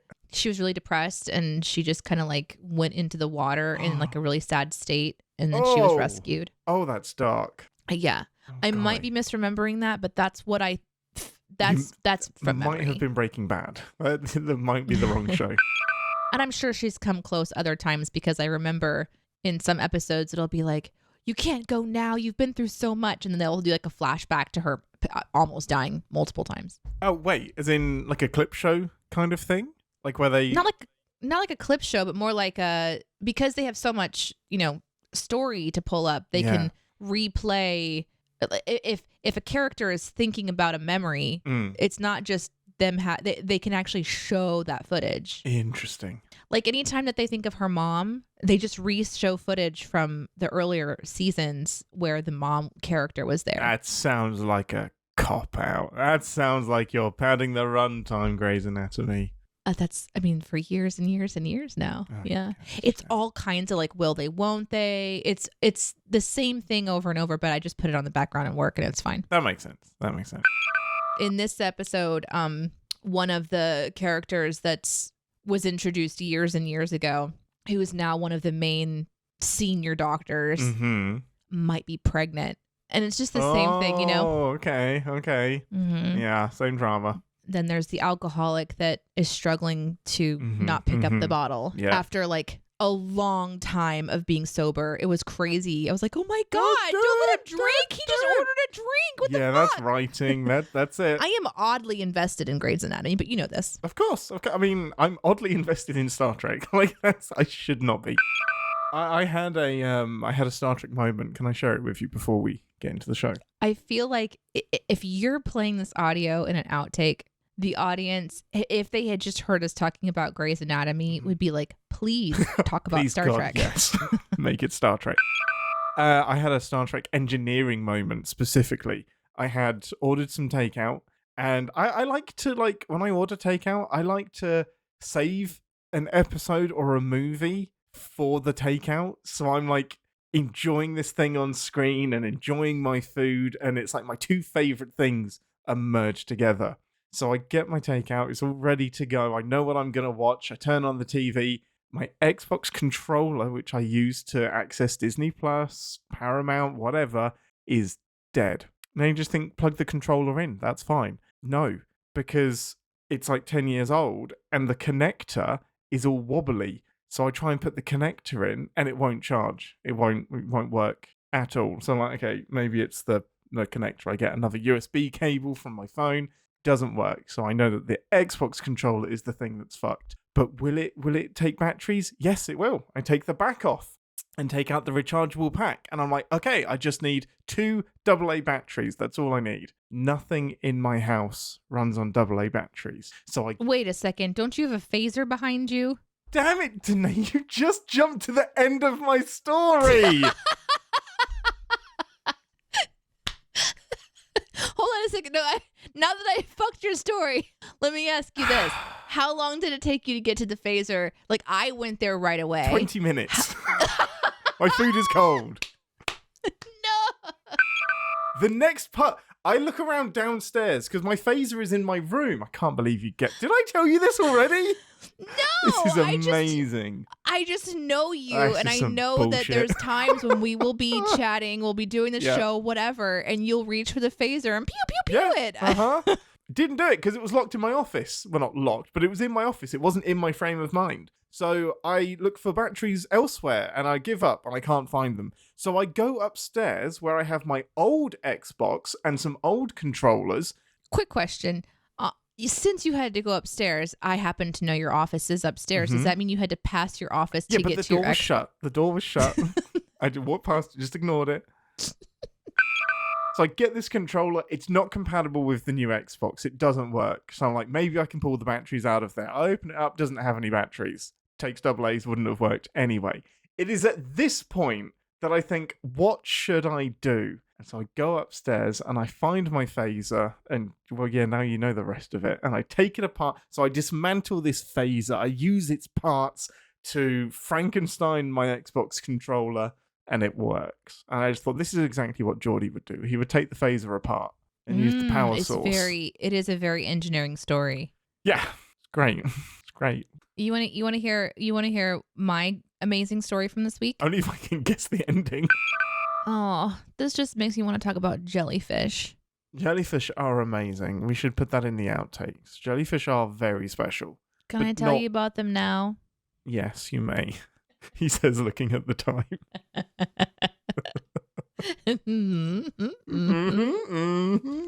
We can, but we'll postpone the show. I went to Iris's class. They were learning about sea turtles because there's a sea turtle rehabilitation area here in Springfield. And they brought over some of the food that they feed the fish or feed the turtles, which are jellyfish. Mm-hmm. And they said they specifically have an entire room that's like a gigantic washing machine where they quote unquote grow jellyfish. Mm-hmm. So, of course, none of the children had this question, but child Deneé did. I was like, excuse me, sir, how do you grow jellyfish? The brilliant man was so excited I asked this question. And these are specifically some kind of like a moon jellyfish. They grow them on the moon? I think it's because of their bell is maybe, I don't know, because they're little. Anyway, these fucking things, here's what he said. They duplicate themselves. Perfect genetic duplicate. Not a brother, not a sister, not a mother, not a father. It is a genetic clone. Off the side of their neck, a head pops out, and then it falls off, and then it lands, and then sort of like a tower, it just begins to grow these polypy things, I guess. I don't know. There was no visual, so it's all my imagination. But he called it the Medusa effect. And then each of those segments pops off and becomes a jellyfish. But with no memory at all. Like, it is like a duplicate. Because... Have you talked to a jellyfish about this? I guess we don't know. We don't know. But that would be terrible. That would... if they actually... Because it doesn't. No, it doesn't have the memory. My brain is breaking. These fucking things shouldn't exist. This came up partway through his presentation about sea turtles, and for the rest of the entire time, I couldn't focus on anything he said because I was just thinking about how jellyfish duplicate and evolve, or whatever you want to call it. Incredible stuff. Anyway, real facts sometimes sound like sci-fi, and sci-fi is sometimes not very factual. Exactly. And that is the most, wise thing you're going to hear me say this entire episode, I'm pretty sure. I am that woman who will see different granola options at the store and look at the one that's the most expensive and go, that has to be for a good reason, and then just buy it. That's why you buy the middle one, because that probably is the best. Because I want to taste it. I want to know what it is. Like, I want to taste it. So is this actually better? Yeah. Comparatively, I don't know, because now I love this flavor and I keep buying it. Ancient grain granola. You've just convinced yourself to like expensive things. Ancient grain. I hate that. It's bullshit. It's bullshit. I wouldn't buy it because it said ancient. Yeah, no, that's exactly why I wouldn't buy it. Okay, I'm done. I'm going live. What are my opinions on Tilly? I really liked her this episode. I think that she obviously feels really confident in her position, that she would like call out a first officer like that. So she's pretty, I like that. I like it when someone can kind of press on authority and know that they're not going to get in a super amount of trouble enough to put their career on the line. But that was way out of line. I mean, that was like, you just don't know. You don't know who this person is. You don't know what Raynor's reaction would really be, because he's so new to Tilly. And if they know that his personality and his leadership style is more gruff, I would think that Tilly would be a little bit more afraid of calling him an asshole to his face, but only because she didn't have an extra word. She absolutely would have said it, I think, if she would have got there. It was the comedy that held that moment back and didn't let her say that he was, like actually call him a name. Yeah. And it works because I think the writers needed to work, obviously, and everything like that. But that was ballsy. And I don't know if it's because the show wants her to have a ballsy moment, because does she usually like that, or is that like out of her character? So this is a lot about her growth. In season 1, she was a cadet and very, very shy, was full of energy. I think she has the first F-bomb in Star Trek history. But she's very she doubts herself a lot. And then through season 2, 3, 4, etc., she's evolved and grown, and now she's a teacher at Starfleet Academy. So this is a lot about where she is now. The thing that really sung for me, honestly, my favorite part about how Tilly was in that, like, I didn't mind her being annoyed at his leadership style. I mean, we've all been annoyed at someone's leadership style and can relate to her being like, okay, sure, I'll go do that, and then turning and be like, oh my god. Yeah, we've all done that. Totally get that. The part that really, really worked for me that I had no real context for was when the rent guy came in and was super excited about the discovery, and then Raynor shut him down, and Tilly was really upset by that, because I didn't realize how valuable that would have been, for her to say, I haven't seen him that way in so long. Yeah. And that to me was the most important moment, because even her saying that is out of line in a way. But it showed that she really cares. It showed about the character. There's and a lot it about showed, Stamets as well. and it showed about like that there is a reason to care about your crew enough to be willing to listen a little longer. Like if there is a reason to learn more about someone, it's so that you can recognize when there's a blip on the chart, and that would be a blip for him where maybe he's been really reserved and down. Now he's excited.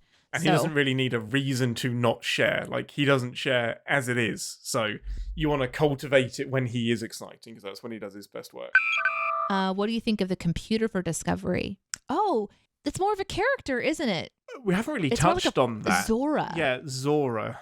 Someone else is doing a better job of explaining it than I am. Nick said, no, Zora is sphere data from a billion-year-old sphere that Control wanted to steal before becoming sentient. Okay, hold on. Zora is the sphere data from a billion-year-old sphere that Control wanted to steal.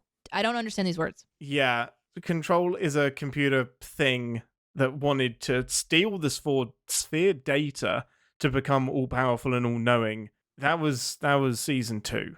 So, but they're not really like using it anymore, because I have heard them talk to Zora more like they talk to a regular computer. Yeah, they'll use it to do a lot of programming. They'll eventually dip into the sphere data and say, yeah, the sphere knows about this thing that happened. But yeah, she had a bigger role to play last season, for sure. Okay, so Control was the evil AI, and Sphere was the good one. Yeah, and that's what I Sphere said. melded with the computer on Discovery. Yeah, correct. So they had a big ass sphere. It was a big ass computer. Okay.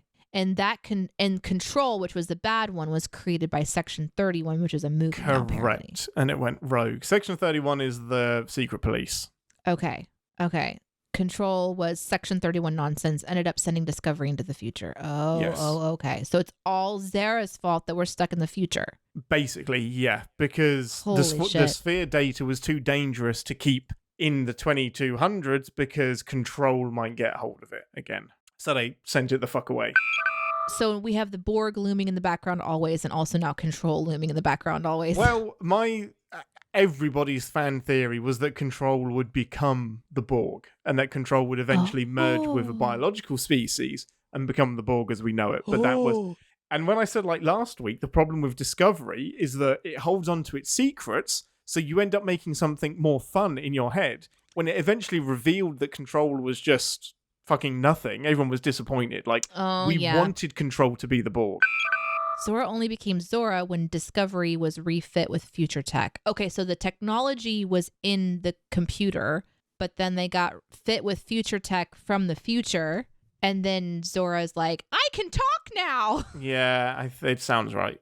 Yeah. Okay. The future tech brought her to life. Oopsie! Oopsie doodle. Oopsie, we have a so hold on. So there's a really powerful robot in that can control Discovery if it wanted to then. Like yes. And that was a problem that was a problem in season 4. She was like, Zora was shutting down Discovery saying, you can't do this, it's not right. And then they eventually put some rules in place. Yeah, and she gets emotional and stuff. There was like a hull breach going on, and she refused to like seal off a section because it would kill some people, and then eventually did it and it killed some people, and she was like, I feel responsible for the shipmates that I couldn't save, and it sent her into a big old spiral. You know how we freaked out when Data took over the Enterprise because he was too powerful? This feels like the... Times 1,000. Yeah. So basically, Zora has decided to bury or archive some of her own emotions to keep things going. No, she's learned to trust the crew. So a lot of the decisions she was making, as Link says, she worked something out as part of the puzzle and said, if I tell you this, if I give you these coordinates, you're going to go there, which is going to get you killed, potentially. And so the crew is just like, yeah, but we have to take that risk. That's part of the job. So Zora eventually was like, okay, I love you, but you have to be able to make your own decisions. She was being very protective of everybody. So it's like, what if an AI was too protective? Is she also protective of herself? Because if she exists inside Discovery, wouldn't she want to not put herself in harm's way? Correct, but she was putting the crew first. She was like, it doesn't matter about me as much. my job is to protect you people. And if I give you these coordinates, you might die. Holy shit. She created a kill me button to yeah, make them feel better? Yeah, when they got to like, because they were, so, you remember Kovic from last week, David Cronenberg? He, the guy with the white hair and the glasses, he had the red directive. Yes. The Infinity Cube thing. Yes. He turned up and said, I hear that Zora is refusing to take orders. We're going to decompile her. Like, we can't allow this. We'll delete her because the ship can't operate this way. It's too risky. So she says, well, to make you feel better, have this, and replicates a kill button and says, if you press that button, it will kill me. And the fact that I'm giving you this means that you can trust me because I know that you'll delete me. So where is that button? Discovery and Kovic eventually agreed they didn't need it and destroyed it. The good thing that destroying the button didn't set it off, I guess. Right. Zora is now designated as a specialist enlisted in Starfleet. Yeah. Mm-hmm. Oh my She just gosh. doesn't have a body. I think they offered her a body and she said no. Well, we know Golem bodies are real, so Right. they decided that we have to trust her so she can become her best self. And so she is the ship, essentially. No, not really. No, she's her own thing. She just lives Okay. in the ship. The ship is her body. If she wanted to not be in the ship, does she have a choice? Yes. And what would that look like? Like going An on to like a android. little, Yeah, going to a robot. like a little chip. She's Whatever. going to Fred. She could go to Fred. There you go. Fred's body. There we go. Full circle. That's pretty cool. I am shook. I've just discovered that Stamets is played by Anthony Rapp and not Alan Tudyk. What is life? What is life? I see the similarity. I do. Wait, I want to look this up. What Alan Tudyk is Wash in Firefly. Right? Yeah. Oh, they do look so similar, Very don't they? similar. I want Alan Tudyk in Star Trek. The Caves of Makala. Sorry. Caves of what now? That was where they went. You make so much better notes than I do. Oh, you want to see my notes? I bet it's. I wonder if I could show. I bet a lot of it is just how do the Trill work? Like this is my notes. Ships. That's how my notes started as well. Look at how much I write. You write so much more than me. Look No at wonder this. you can't find anything. Shut up. Look, it's still going. Oh you want the my last speech? gosh. Here it is. Wow. Yeah, no, I have like 10 bullet points. look right here. Lovebirds, him, puzzle. She's a Vulcan meditating. Yes. Ritual is over. Wormy swims along. Yeah.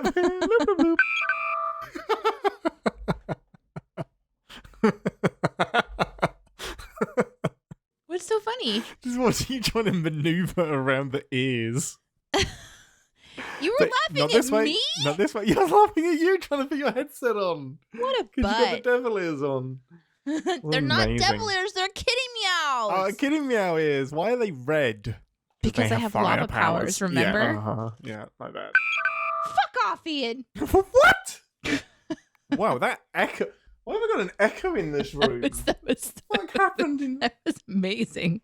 That like permeated your ceiling. It bounced off of the rafters that have been there since like the first queen and came back down. It really did. I was like, what the fuck? Like, Queen Victoria just like yelled that back at me. Like, it's because I took a light bulb out and now there's a hole into my attic. Oh my god. Insane. It was amazing.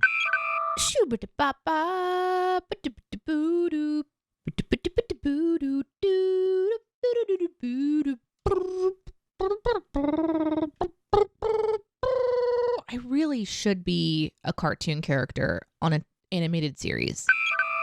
Right, let's get into the show. We got some shit to do. We got like predictions and an audio thing to play. Directions, Wow. says the man who Steve's nuts at.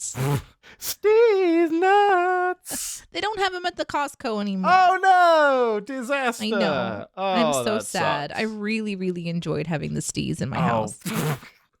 You enjoyed having Steve's nuts in your house.